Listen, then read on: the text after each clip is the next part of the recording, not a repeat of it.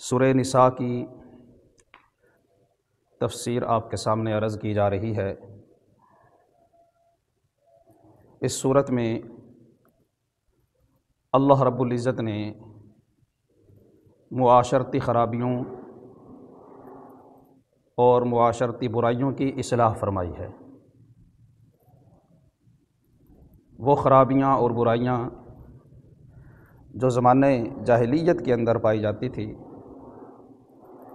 مگر دیکھا جائے تو اس وقت ہمارے معاشرے کے اندر بھی کسی نہ کسی صورت میں وہ برائیاں اور خرابیاں پائی جاتی ہیں۔ تو اس سے قبل آیات میں اللہ رب العزت نے توبہ کا ذکر فرمایا تھا کہ کن لوگوں کی توبہ اللہ قبول فرماتے ہیں اور کس وقت تک قبول فرماتے ہیں، اور کن لوگوں کی توبہ اللہ رب العزت قبول نہیں فرماتے اور کس حال میں قبول نہیں فرماتے۔ اور اسی کے ضمن میں پھر توبہ کی شرائط عرض کی گئی تھی کہ توبہ کب بنتی ہے، کتنی شرائط اس کے اندر پائی جائیں تو توبہ کہلاتی ہے، اور اگر وہ شرائط نہ ہوں تو پھر وہ محض ایک ذکر تو ہو سکتا ہے اور اس ذکر کرنے پہ ثواب تو مل سکتا ہے، مگر وہ توبہ نہیں بنتی۔ آج کی تلاوت کردہ آیات میں اللہ رب العزت نے پھر کچھ معاشرتی برائیوں کو بیان فرمایا اور ان کی اصلاح فرمائی۔ سب سے پہلے ترجمہ سن لیجئے۔ اللہ رب العزت نے فرمایا، یا ایھا الذین آمنوا، اے ایمان والو، لا یحل لکم، تمہارے لیے حلال نہیں ہے، ان ترثوا النساء کرہا، کہ تم زبردستی عورتوں کے وارث یا مالک بن بیٹھو،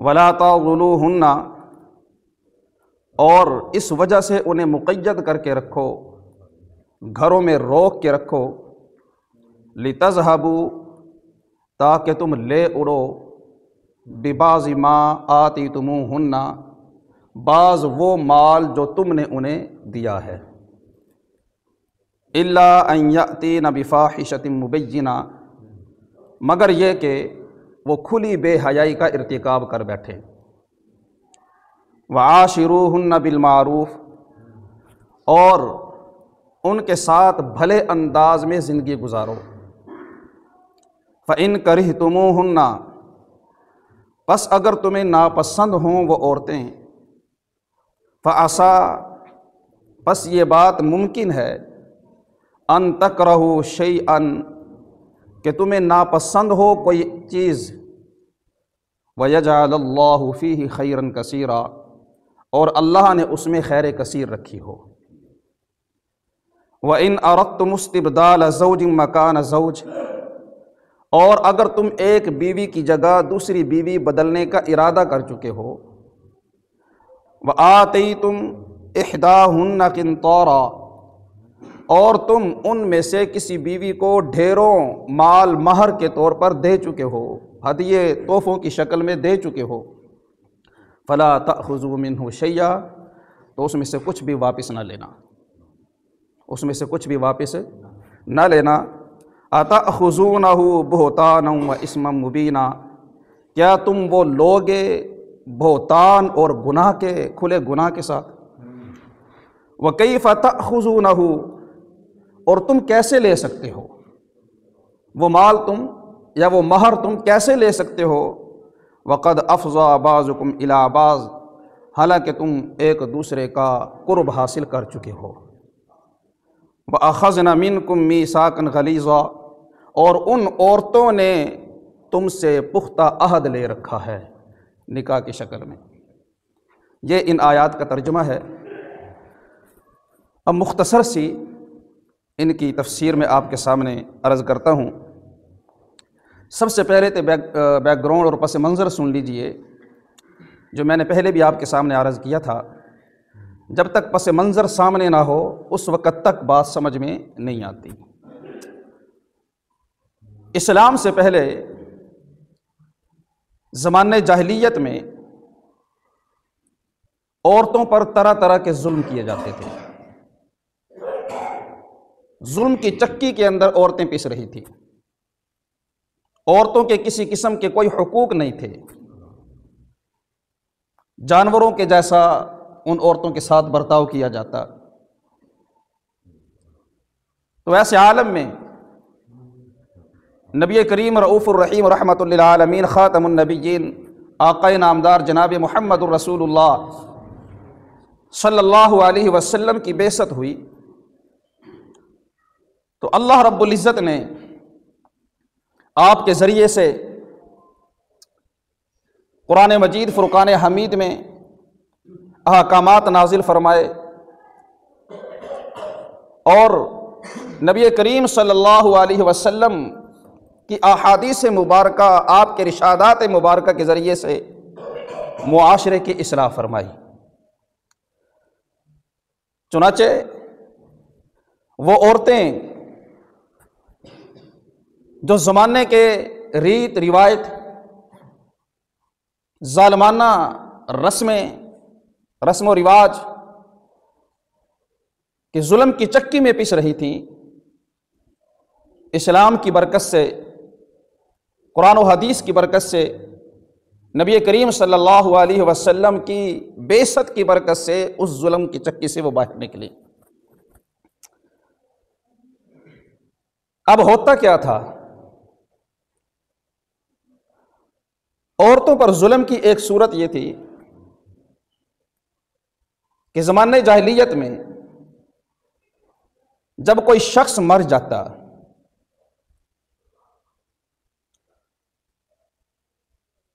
تو اس کے بعد اس کا چھوڑا ہوا ترکہ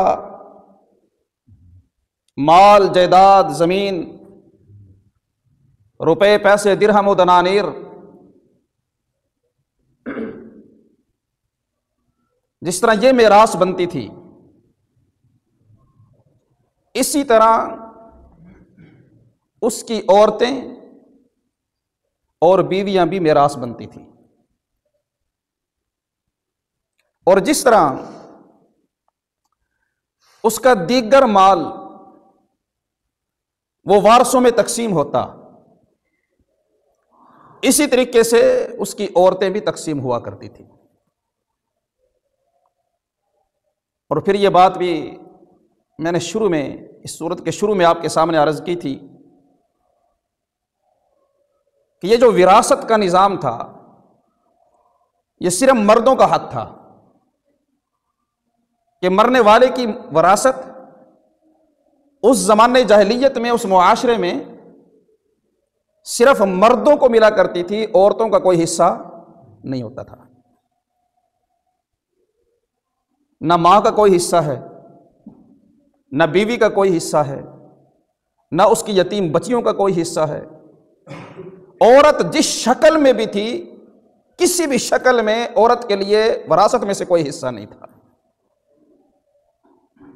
سارا کا سارا حصہ مردوں کا ہوا کرتا تھا.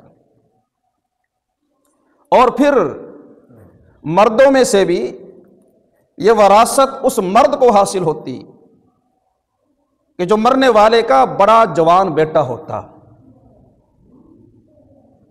کہ جو لڑائی کے قابل ہو، جنگ کرنے کے قابل ہو. اور اگر کوئی چھوٹے بچے ہوتے تو ان کو بھی وراثت نہیں ملتی تھی. ایک تو صرف مردوں کو ملتی تھی، عورتوں کو نہ دے کے ظلم تھا. دوسرا پھر بیٹوں میں سے بھی صرف اس بیٹے کو ملتی تھی کہ جو لڑائی کے قابل ہوتا، جو جنگجو ہوتا، جنگ کرنے کے قابل ہوتا، جو بڑا ہوتا. چھوٹوں کو بھی نہیں ملا کرتی تھی. تو بسا اوقات یہ ہوتا کہ مرنے والے کی جب وراثت تقسیم ہوتی اور اس کا سارا چھوڑا ہوا مال و جائیداد، روپے پیسے درہم و دنانیر وہ اس کے بڑے بیٹے کو ملتا، اسی طرح اس کی جو بیویاں ہوتی، یعنی اس لڑکے کی سوتیلی مائیں، کیونکہ اس زمانے میں ایک بیوی کا تو بہت مشکل تصور ہوتا تھا، 2 یا 3 ایک سے زائد شادیاں کرتے تھے، تو اس کی جو سوتیلی مائیں ہوتی تھی اور اس مرنے والے کی جو دوسری بیویاں ہوتی تھی، وہ عورتیں بھی، وہ سوتیلی مائیں بھی وراثت میں اس بڑے بیٹے کے حصے میں آ جاتی تھی۔ یہ ظلم کی ایک بھیانک شکل تھی۔ اور پھر کیا کرتے کہ جب وہ اس کے حصے میں آ گئیں، اب بسا اوقات تو ایسا ہوتا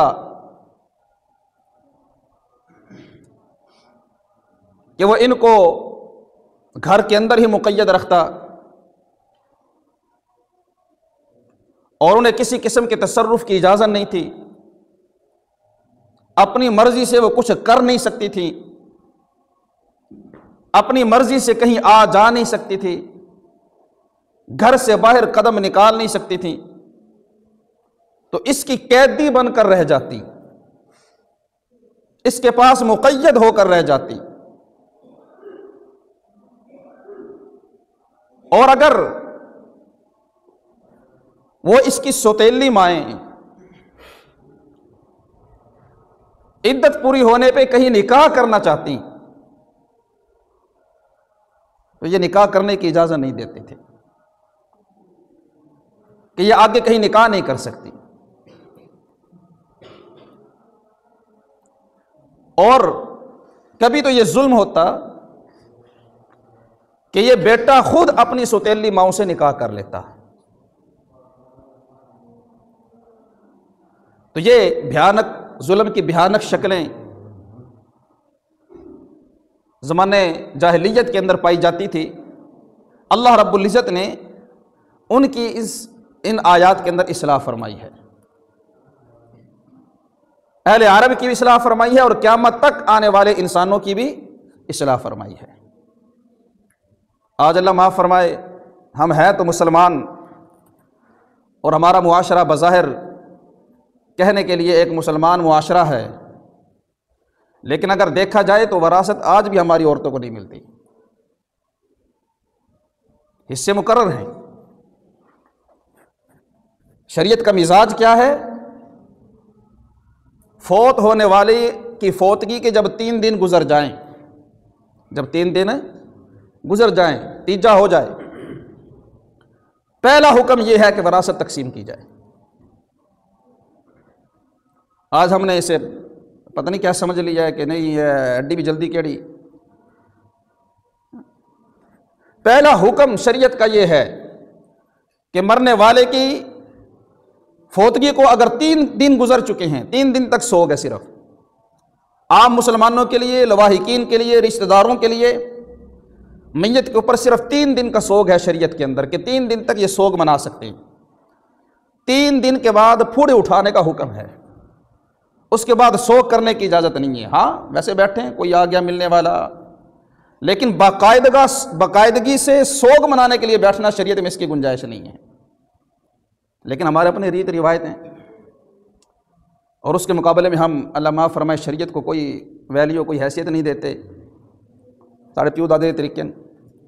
اللہ تعالیٰ قرآن مجید میں بار بار فرماتے ہیں اولو کان آباؤہم لا یعلمون شیئا ولا یہتدون، کہ تم اپنے باپ دادا کی ریت روایت اور طریقوں پر چلو گے، اگرچہ وہ شریعت کا علم ہی نہ جانتے ہوں، پھر بھی تم باپ دادا کی بات کرو گے۔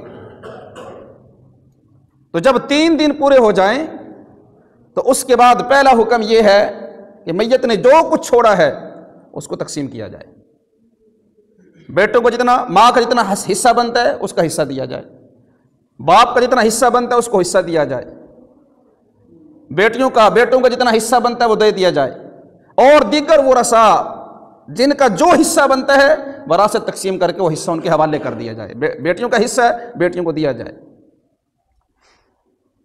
اگر ہم ان چیزوں پہ عمل کریں تو ہمارے معاشرے میں امن ہو سکتا ہے، وگرنہ جب دیر ہوتی جاتی ہے تو پھر بہت سی خرابیاں پیدا ہو جاتی ہیں اور پھر دل ٹوٹتے ہیں، لڑائیاں ہوتی ہیں، جھگڑے ہوتے ہیں، نفرتیں پیدا ہوتی ہیں۔ وہ جن نفرتوں سے بچنے کے لیے ہم یہ کہہ رہے تھے کہ حالے کڑی اور حالے قبر دی مٹی بھی نہیں سکی، اتنی جلدی تو وراثت لے کے بہ رویے، کوئی شرم نہیں، کوئی حیا نہیں۔ شرم حیا والی بات نہیں ہے، شریعت کا حکم ہے۔ شریعت زیادہ شرم و حیا والی ہے ہماری شرم و حیا سے۔ تو بہرحال اللہ رب العزت نے اس چیز سے منع فرمایا کہ یہ جو تم زبردستی عورتوں کے مالک بن بیٹھتے ہو اور پھر انہیں گھروں کے اندر مقید کر لیتے ہو، نکاح کرنا چاہتی ہیں، نکاح کرنے کی اجازت نہیں دیتے ہو۔ بیوہ عورت اگر نکاح کرنا چاہے تو اسے اختیار ہے، اس کا راستہ نہیں روکنا چاہیے، اس کے لیے آسانیاں پیدا کرنی چاہیے۔ اور خاص کر آج کا جو معاشرہ نفسی نفسی کا معاشرہ ہے، میرا اپنا پورا ہو جاوے تو بڑی گال ہے، ہر آدمی کو صرف اپنی فکر ہے، اپنی ذات کی فکر ہے، تو ایسے ماحول کے اندر بیوہ عورتوں کا کیا بنے گا، طلاق یافتہ عورتوں کا کیا بنے گا، ان کی پرواہ کون کرے گا، کوئی خیال رکھنے والا نہیں ہوگا۔ تو ایسے عالم کے اندر زیادہ ضرورت ہوتی ہے کہ ہم اس کو پروان چڑھائیں۔ اصحاب کرام رضوان اللہ علیہ مجمعین کے زمانے کے اندر جب کوئی عورت بیوہ ہو جاتی اور اس کی عدت گزر جاتی تھی تو اس کے لیے نکاح کے بہت سے پیغام ہوتے تھے۔ کسی عورت کو یہ فکر نہیں ہوتی تھی کہ اب میرا کیا بنے گا، اب میرے بچوں کا کیا بنے گا، دیکھ بھال کرنے والے موجود تھے۔ اور اگر کسی عورت کا نکاح نہیں ہوا یا کوئی عورت نکاح نہیں کرنا چاہتی تھی تو اسلامی ریاست اس کی تمام تر ذمہ داریاں خود لیتی تھی۔ الہ العالمین نے فرمایا یا ایھا الذین آمنو، اے وہ لوگو جن کا میرے ساتھ ایمان کا تعلق ہے۔ یہ بڑا محبت والا جملہ ہے۔ میں نے کئی بار آپ کو یہ بات بتائی ہے کہ جب ہم کسی کو رشتے کا حوالہ دے کر بات کریں تو محبت بڑھتی ہے۔ ایک ہے یوں کہہ دینا کہ فلاں دا پتر ہے، اور ایک ہے یوں کہنا کہ یہ میرا بھتیجا ہے۔ او بھتیجا گل سن، او بنیا گل سن۔ رشتے کا حوالہ دے کر بات کرنا، بیٹا بات سنیں، اس سے محبت بڑھتی ہے، سننے والے کے دل میں محبت جاتی ہے، اور جو رشتے کا حوالہ دے رہا ہے اس کی شفقت کا بھی پتہ چلتا ہے کہ اس کے دل میں بھی میرے لیے محبت ہے، اپنائیت ہے۔ تو الہ العالمین جب ایمان والوں کو خطاب کرتے ہیں تو انہیں ایمان کا حوالہ دیتے ہیں کہ تمہارا میرے ساتھ ایمان کا رشتہ ہے، تم عام بندے نہیں ہو، میرے ساتھ تمہاری میرے ساتھ تمہارا ایک تعلق ہے، اور اس تعلق کو جتانے اور بتانے کی ضرورت اس لیے ہے تاکہ اس بندے کو پتہ چل جائے کہ اس کا اللہ اس پر کتنا مہربان ہے، اس کا اللہ اس سے کتنی محبت کرتا ہے۔ الہ العالمین نے فرمایا یا ایھا الذین آمنو، اے وہ لوگو جو ایمان لائے، جن کا میرے ساتھ ایمان کا تعلق ہے، جن کا میرے ساتھ ایمان کا رشتہ ہے، لا یحل لکم ان ترثوا النساء کرہا، تمہارے لیے حلال کوئی نہیں، تمہارے لیے حلال کوئی نہیں۔ الہ العالمین کیا حلال نہیں؟ فرمایا ان ترثوا النساء کرہا، کہ تم زبردستی عورتوں کے وارث بن بیٹھو، زبردستی عورتوں کے مالک بن بیٹھو، یہ تمہارے لیے حلال نہیں ہے۔ یعنی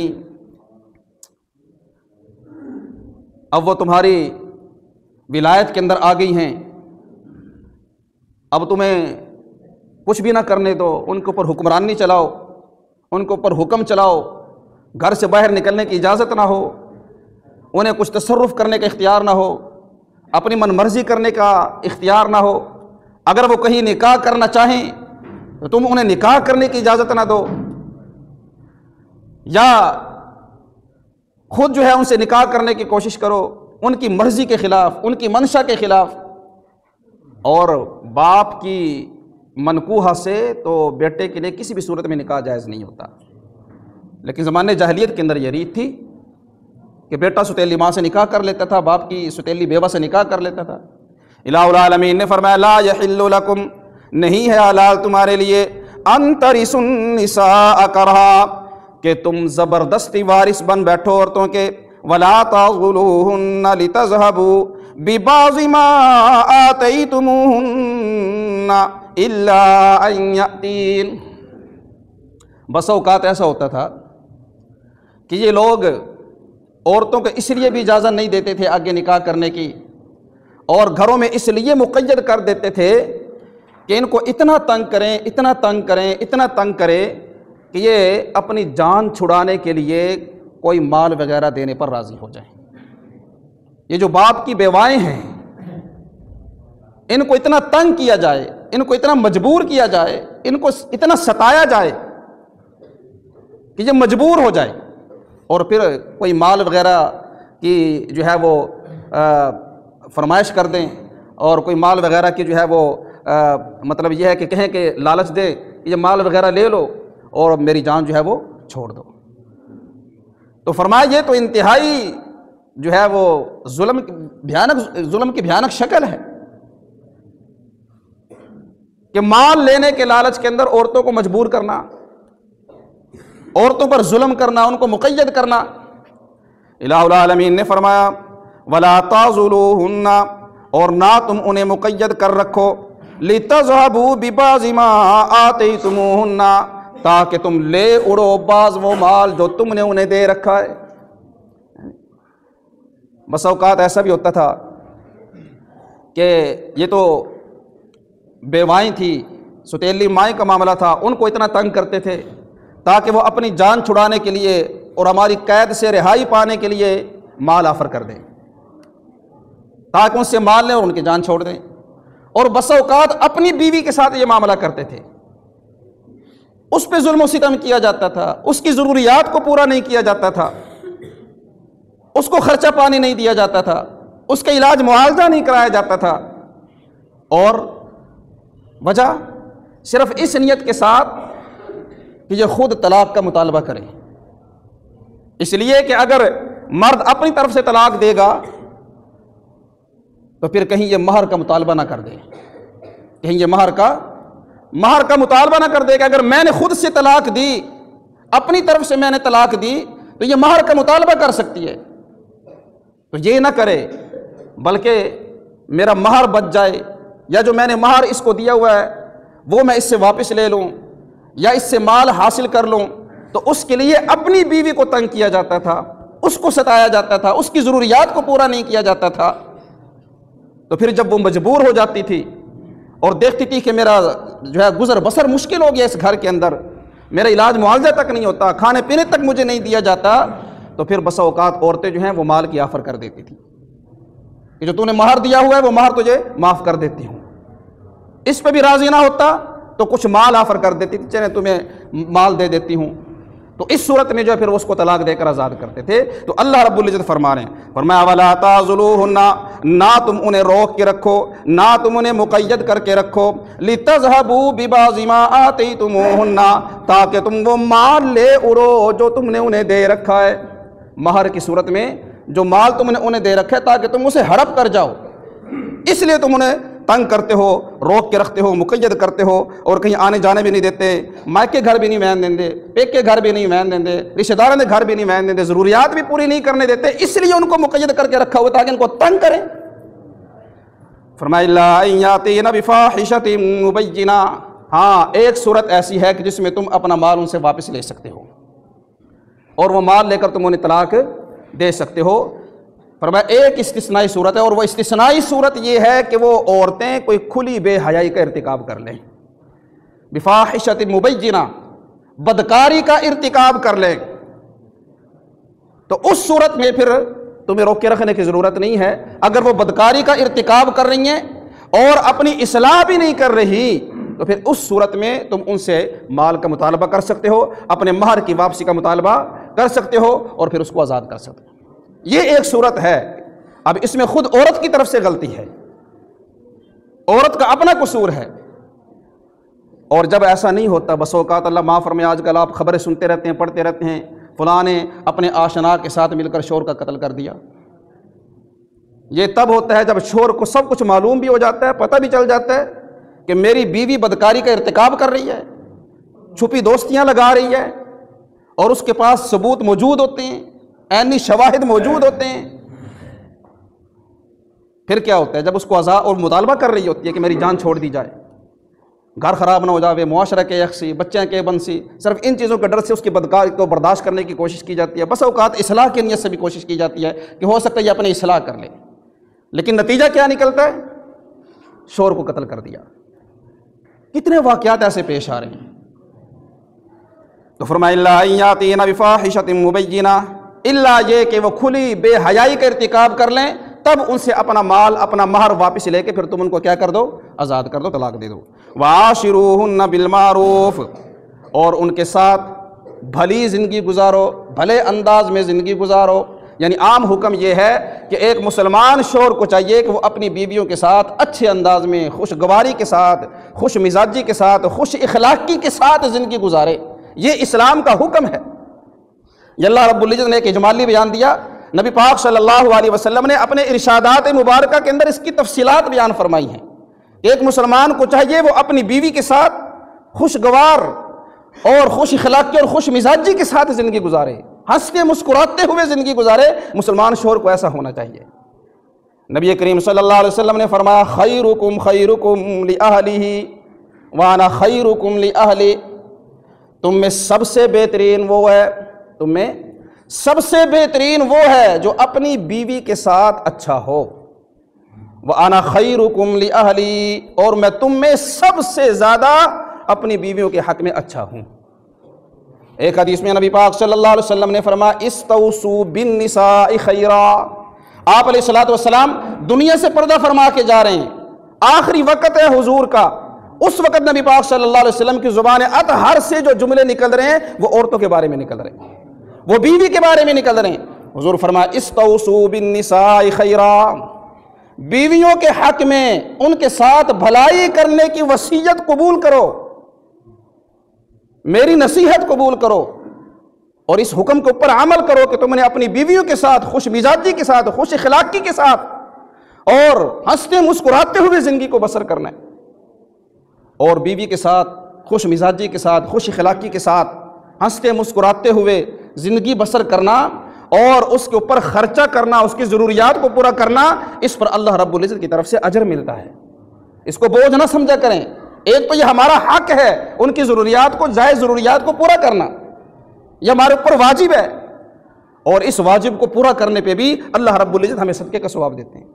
نبی پاک صلی اللہ علیہ وسلم نے فرمایا کہ تم جو کچھ اپنی بیوی پر خرچ کرتے ہو اللہ رب العزت اس کا اجر عطا فرماتے ہیں، یہاں تک کہ کوئی بندہ ایک لقمہ بھی جو بیوی کے منہ کی طرف بڑھاتا ہے اللہ تعالیٰ اس ایک لقمے پہ بھی صدقے کا ثواب عطا فرماتے ہیں۔ تو مسلمان شوہر کو ایسا ہونا چاہیے کہ وہ اپنی بیوی کے ساتھ خوش مزاجی، خوش اخلاقی، ہنستے مسکراتے ہوئے اچھے انداز اور بھلے انداز کے اندر زندگی بسر کرے۔ فرمایا وعاشروہن بالمعروف، اور ان کے ساتھ بھلے انداز میں، اچھے انداز میں زندگی بس کرو۔ باقی تفصیل انشاءاللہ آئندہ جمعے پر عرض کی جائے گی۔ جو کچھ بیان اللہ اپنی بارگاہ میں قبول فرمائے۔